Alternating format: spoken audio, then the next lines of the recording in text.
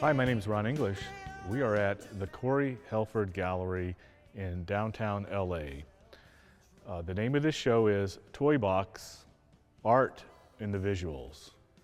And it is an exploration of modern culture seen vaguely through the eyes of the world's oldest child. One of my first paintings ever when I was a little kid, my mom was teaching me how to paint. And so we both painted Charlie Brown. And then afterwards she told me I wasn't really allowed to paint Charlie Brown because, you know, of copyright, whatever, blah, blah, blah. But weirdly, I identified with Charlie Brown, and in my artistic overture, I thought, you know, in a way, I'm going to let him represent me. It's this, you know, because I very much feel for that character. It was a very well created character, and it represented, I think, that time, and it also represented time to anybody that's my age. You know, and I think most people know who Charlie Brown is. But we were having a far more intense life than the kids on Peanuts or whoever Charles Schulz thought the audience was or who they were. You know, we were having a far more intense life and a far more internal life.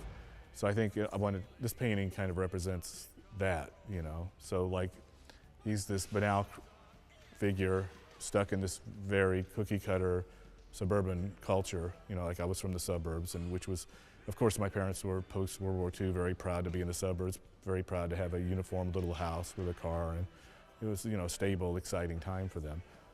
But, you know, for a kid with a big, huge imagination, it got boring really quick.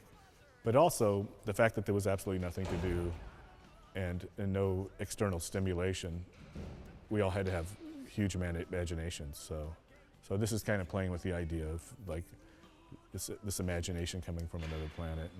And then I always play little visual tricks, like the Stonehenge is kind of like, that would be his teeth, or, do you know what I mean? So I like visual equivalence, so like your mind kind of reads it as that should be where his teeth are, or maybe it seems like a skull, and I try not to be too over the top about it. I try to keep that kind of stuff subtle, because it's better if you don't actually see it and you just feel it. Well, this show represents about 1.5 years of work.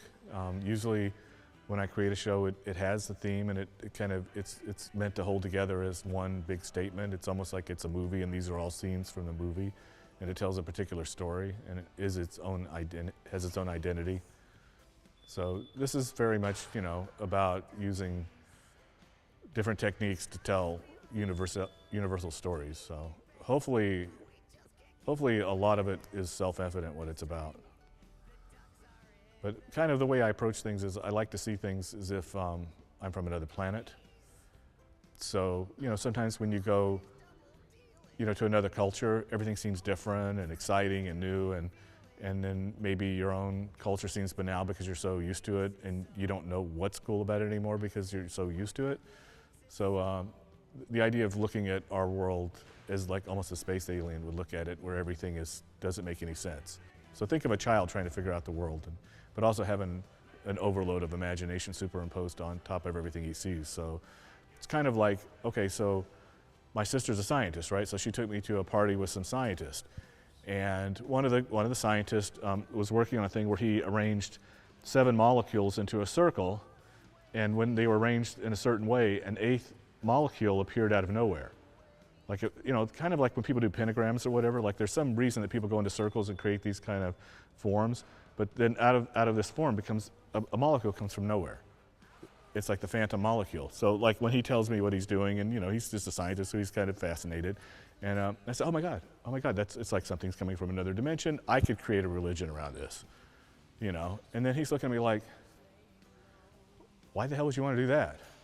And I was like, okay, what do you think is going on? He goes, I don't know what's going on, Ron. I don't know what's going on. I'm trying to figure out what's going on, but I'm not just going to suddenly look at something and then just superimpose something on top of it. That's like, right, because that's what an artist will do. They want to make some story out of it right away. They don't want to wait till the proof, you know, happens, or we figure out what that really is. Let's just take what that is. We know that's happening. We know that's a phenomenon. Now let's build a story around it. And that's what we've done forever. And it's interesting because sometimes we forget that these are stories that we built around phenomena that aren't really addressing what the phenomena is. It's just a story to tell us while we're waiting for the results, you know, and sometimes with religions and different things, that people think that that old story is the truth, and the old story is a story. It's an expression of the human imagination. Now, I relate to that story because I'm an artist and I'm somebody who plays with the imagination, but I don't think it should be mistaken for science, and I think that's when we get into trouble.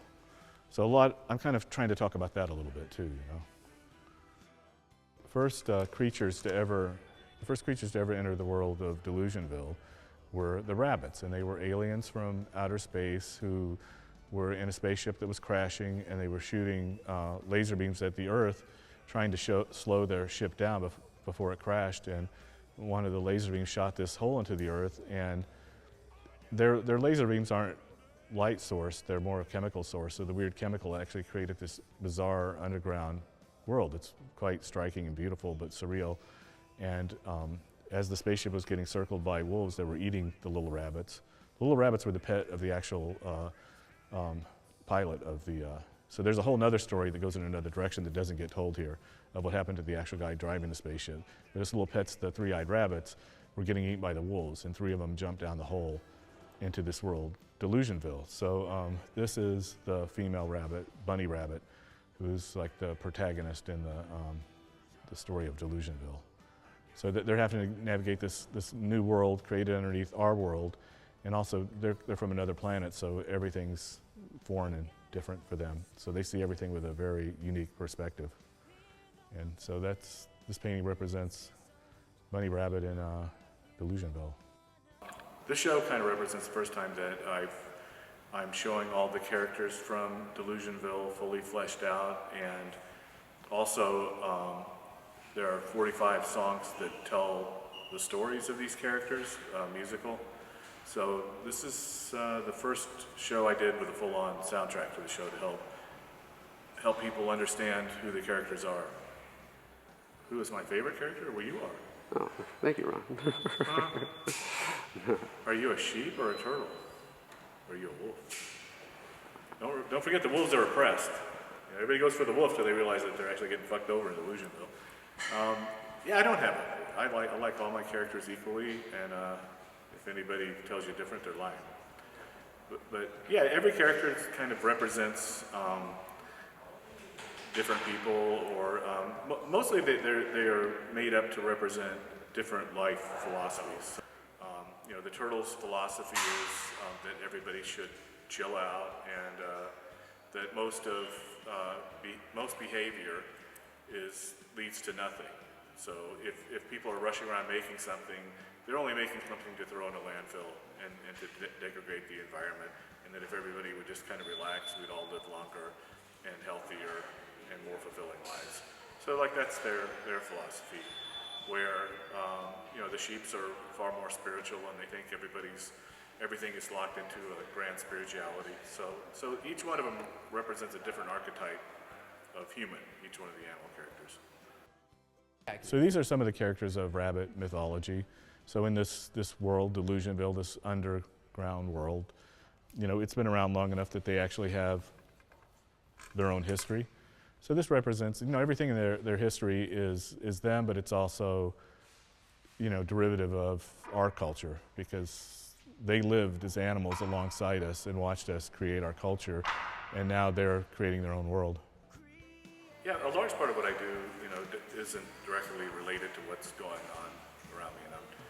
So maybe if there's kind of a push towards more political correctness, or a reaction to, political correctness, feeling like it's tamping down, the ability to be humorous, or it's becoming oppressive.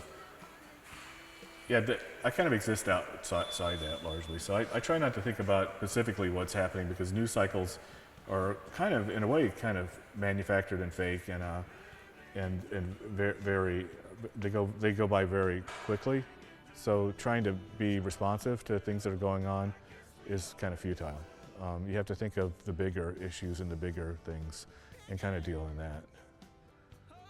Universalities, or like Delusion Ville is largely about, it's largely a parable about how class gets created in societies. So all the animals, as they fall down the hole, each one becomes a lesser and lesser, person in that society. But it's the story of how a society gets created, and then and then how it continues on without anybody questioning the origins of the society. And then ultimately it's about a revolution and then what actually happens after a revolution. Because, you know, revolutions aren't always cathartic things. They create other problems. Then, you know, they sometimes create as many problems as they solve. So anyway, but it's very much like a children's parable. So this is a really good show to bring your kids to. Sort of. If you want smart kids. No, I love the way that, you know, myths become facts. You know, some people believe that mythology is facts, and it's very hard. We've gotten very far away from, you know, thinking them as stories or parables or, you know, thinking of them in that way, and we start thinking these are actual hardcore facts. Like, we've mixed up facts and fiction in the last couple of years, and it doesn't seem like people really care which one's which. It's more about emotionality and how I feel about something as opposed to how something actually is. And I think the whole idea of very hard facts is, you know, it's always been around, but, you know, before this period, I think people were a lot more interested in facts and how things actually work, because we were interested in going to the moon or going to Mars, where you can't use a mythology to go to the moon. But I just wanted to make something that was very much like in that moment, you know, because I think a lot of what, you know, an artist's job is to explain what it really feels like to be alive right now, you know. I mean, later they'll have the artifacts of what happened now, but they won't have as much of what did an actual human caught in this. What was that experience like, and how can I recreate that experience so somebody can kind of almost feel like, wow, it was weird then, and I could see everything changing, and they'll know how it turned out. But, you know, to put them back in that moment for a minute is what I'm trying to do, you know. Okay, so in my world, Delusion Ville, right now there are about 150 characters that are all unique and have their own personalities, and most even have their own songs. And I didn't have any character that smoked weed, so I came up with Punk Skunk. And the idea was kind of playing with, you know, skunk weed, and I made his tail kind of representative of a marijuana leaf. But, you know, I have a lot of fans who are potheads, so obviously my art looks like I smoke weed, which, you know, I would never say if I did or didn't. But anyway, so that's a brand new character I just created for this show. So there he is. You know, we'll see what people think of him. It's always great to break out new stuff, and, you know, sometimes people love it and sometimes hate it. But, you know, when you're in your studio by yourself, you don't have any concept until you drag it out in public. Otherwise, it's just you're all guessing. You're entertaining yourself up until the day of the show. We toured it around China. So we had a whole bunch of, that was actually the smallest one of all of them. The other ones were like 60 foot tall. And so what we were doing is doing pop-up things, pop-up events, and then tearing the whole thing down and moving to another town and doing it again. But yeah, this was tiny. The other ones were gigantic. So it was a whole big production. Sorry, half the time I seem to be a street artist, and the other half of the time I seem to be a pop surrealist. So, and this show I'm trying to merge the two worlds together and kind of play with the idea of really flat cartoons, you know, against different kinds of like patterny backgrounds, and kind of like create like a figure ground kind of dynamic that's kind of halfway between being illustrative or being like organic and abstract, or, you know, I always like things that are like, I don't like things that are super illustrative, but then I don't like things that are you know, completely abstract and, you know, letting the materials dictate the art form. So I try to find like a happy medium between the two with this stuff. Find that like sweet spot. But also I'm trying to, you know, like, usually when I start a new show, the first thing I try to do is try to exercise all my prejudices, you know, that have been given to me by the art world, or, you know, whatever, you know, cultural dynamic I'm in, and really just do what I feel like needs to get done, and not think about audience or think about, you know, what is and what isn't supposed to be, you know, in art, and what is art and what is not art, you know, and come at a point from complete freedom.